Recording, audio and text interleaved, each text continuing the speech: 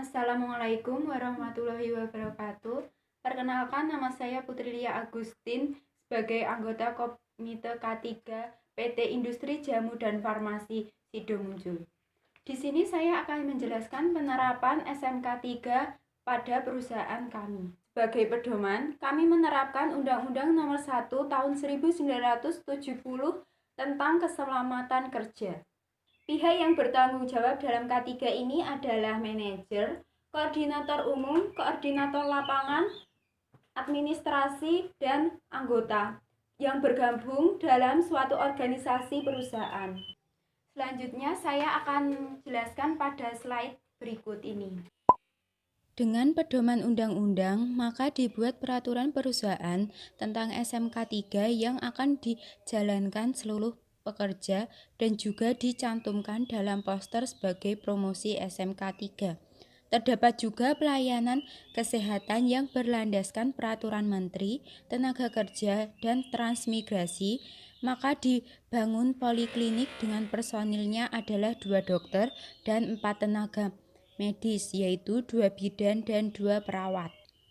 Sebelum dokter ditempatkan di poliklinik, dokter dan tenaga medis di perusahaan sudah mengikuti pelatihan higiene dan karyawan baru juga melakukan pelatihan K3 pada setiap kepala bagian, dipandu panitia pembina keselamatan dan kesehatan kerja untuk bertanggung jawab terhadap pelaksanaan K3 di unit kerjanya.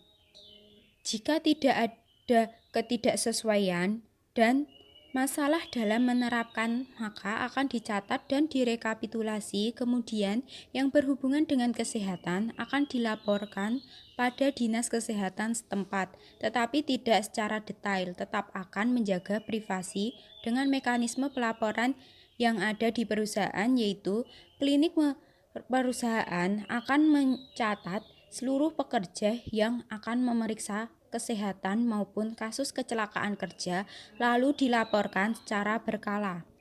Pemenuhan SMK 3 oleh organisasi sebagai wadah komunikasi, konsultasi, koordinasi perseorangan dengan karyawan dan memantau apakah sudah menerapkan SMK 3 dengan baik juga diawasi oleh panitia pembina SMK 3 agar dalam implementasinya perusahaan bisa menjalankan SMK 3 dengan baik sesuai peraturan perundangan.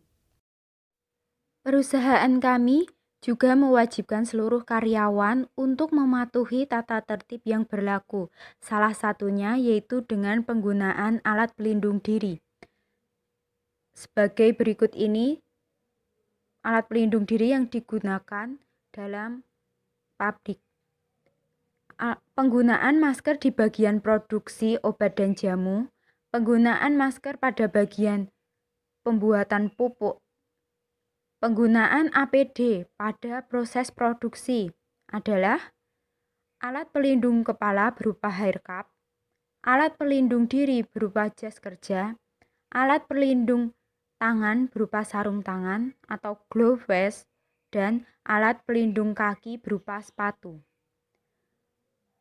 Penggunaan APD juga dilakukan pada proses pengolahan, yaitu alat pelindung tangan berupa sarung tangan, alat pelindung kaki berupa sepatu, alat pelindung pernafasan berupa masker, dan alat pelindung telinga berupa earmuff. Untuk mempromosikan APD tersebut, kami menempelkan beberapa poster yang berkaitan dengan APD di setiap unit kerja.